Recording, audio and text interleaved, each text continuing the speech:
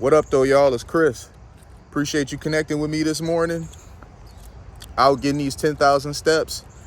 Now, you're probably wondering, like, where the hell am I? Downtown Detroit is nice. Where the hell is he? Is he in some broke down neighborhood? No, I'm actually not. I'm still in downtown Detroit. This is like some park or whatever that's being developed, just to prove to y'all that that's where I am. Look what's behind me, Little Caesars Arena. So yeah, it's a lot of stuff going on here. These lots, they're going to be developed into more of the luxury stuff that you guys have been seeing. So no, don't think I just been showing y'all only the good parts and there's bad parts that I've been covering up. No, I show y'all everything. I show y'all the good, I show y'all the bad, I show y'all the ugly. No sir, I'm not John. Got a guy looking for a Uber here. What's that? I used to live over here years ago. Oh, you used to live over here? Okay. It's changed a lot, hasn't it? You got all this luxury housing and stuff that it popped up. All that right there. This is your school right here. Yeah. My house was right there. I moved out here when I was 13 years old. Yeah. But they kept that though. It's funny you said that because I was just talking about how this area has changed in this video here. Oh, sorry, I gotta gap up. Hey, okay, yeah, take care, brother. Yeah, this where you standing right now, it would be dangerous right now, back in the day. Yeah, right. So yeah, as I said to y'all before about this area has changed a great deal with all the luxury housing and whatnot. Dude picking up an Uber. But he saw me standing out here and came out to come talk to me. He was saying how the area has changed and whatnot, which it has. And when his Uber guy came out, his customer, he had to get going because they were like touching the car and stuff, trying to figure out how to get in, figuring out what the fuck is happening, like why is he missing. So yeah, things have changed for the better around here completely. But as I said, these lots here, they're only looking like this today because they're going to become what everything else is becoming, all this luxury stuff, and people are not going to be able to afford to stay over here. But this is back to what I was saying about the spending. Man, y'all got to stop spending money to impress other people because that is working against you like you wouldn't believe. All right, I'll explain. I'll give you some examples because you know I'm full of them. So let's say hypothetically, you don't have $1,000. You have nothing in your bank account and your buddy's got $1,000. The reason why I'm using the $1,000 example is because according to the data, most Americans do not have $1,000 in a savings account. So if you fall into that category, this might, the lesson might take a little bit better. It might seem a bit more relatable. So you and a buddy, he's got $1,000 saved, you've got nothing.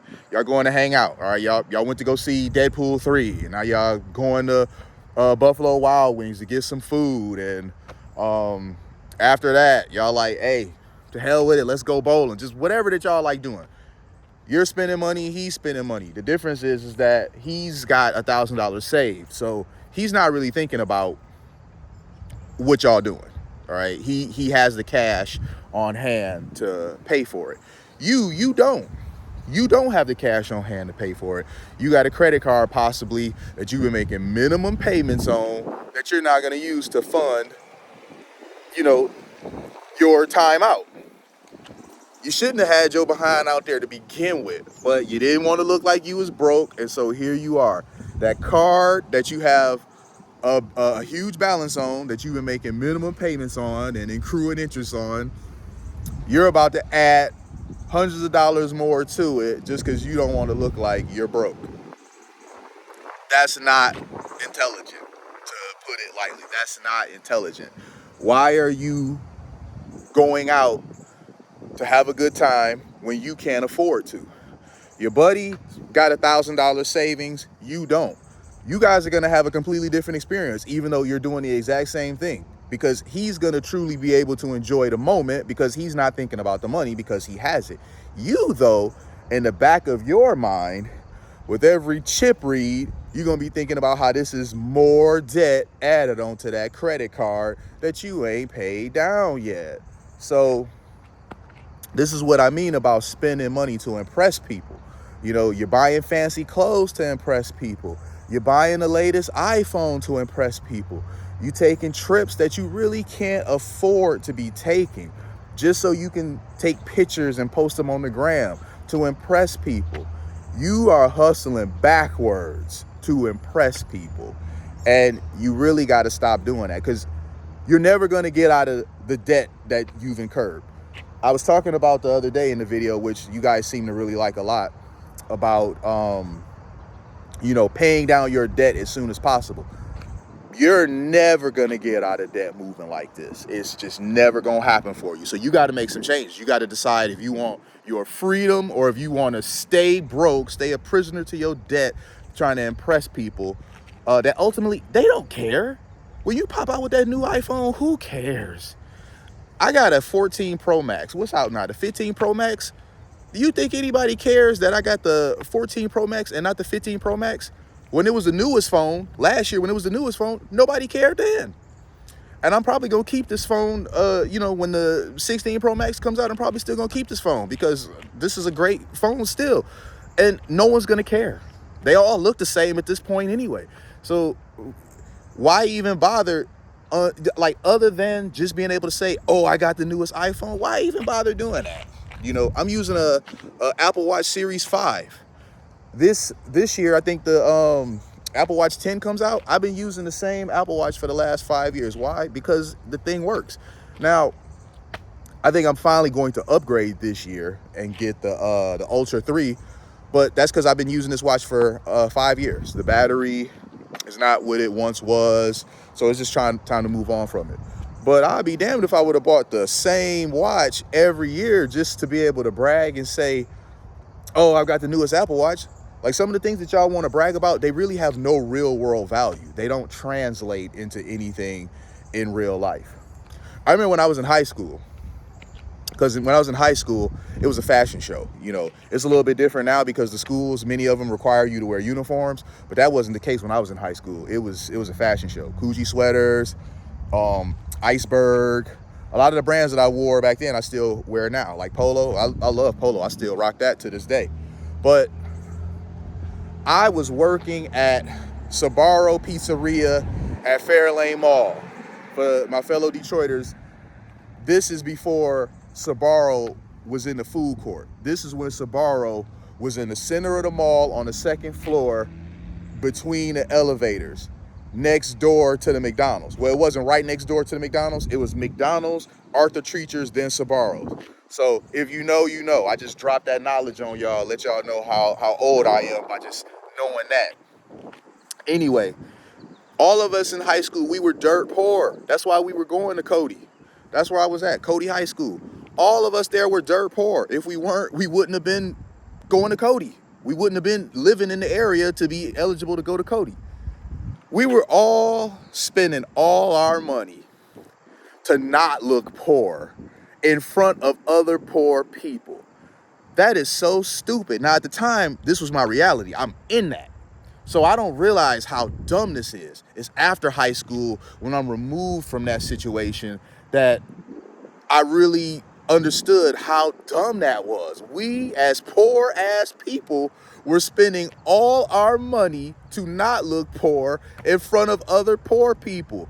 That is so goofy. I'm so glad that I outgrew that. Now I don't care. I mean, I still stay fly, but like the burden of that is gone. And now, you know, I've just kind of like, as a man, gotten to a point to where it don't matter what I wear. I don't really care. I'll wear a plain white tee and just some regular denim Levi's, and I'm still gonna look good because ultimately, you know, hitting that gym. When you hit that gym and you look like a mannequin, it don't matter what you wear. So I don't have to wear fancy stuff. You can wear that stuff trying to look good, trying to impress people.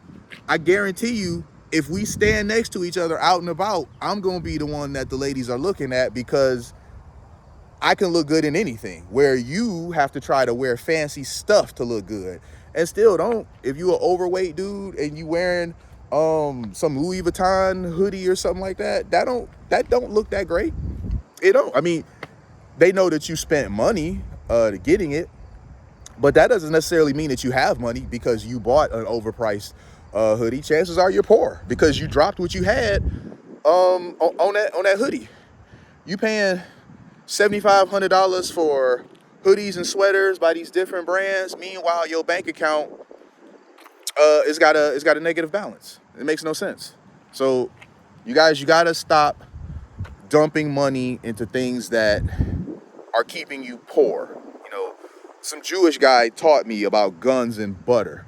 If you know about the movie Baby Boy, you heard, you know, the OG Melvin, he was talking about guns and butter. Look up guns and butter. I'm not going to even explain that to y'all. That's y'all homework. Look up guns and butter.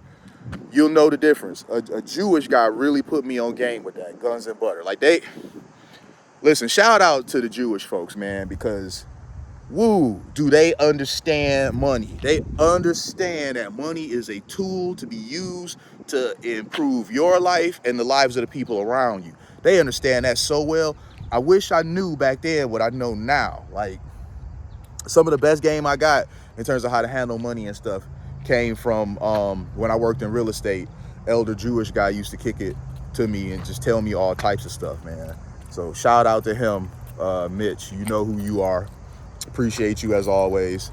And yeah, man, if y'all got debts, you in student loan debts, you in credit card debt, you got no business going to the mall, dropping thousands of dollars or whatever on whatever the hell you there for when you being crushed by debt. You got no business there waiting in line for Jordans, which, I mean, after a certain age, I don't think that's something you should be doing anyway.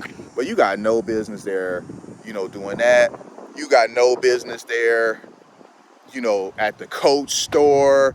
You just got no business at the mall dropping thousands of dollars on luxury merch, and you tens of thousands of dollars in debt. That's crazy. Why are you using your money to buy stuff instead of using your money to buy freedom, which is what you should be doing instead? Use your money and buy freedom. Get from up under this debt, because the world changes when you don't have no debt. I'm telling you.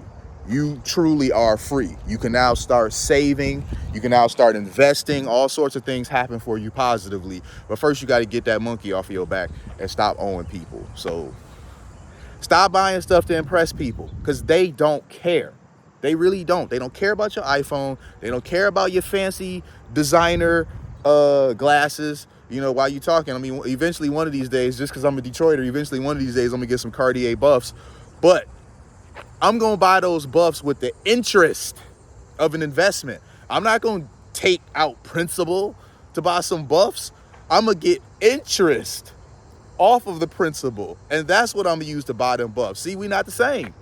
We not the same. I'm wearing those buffs, but how did I get mine versus you wearing those buffs? How did you get yours? We not the same.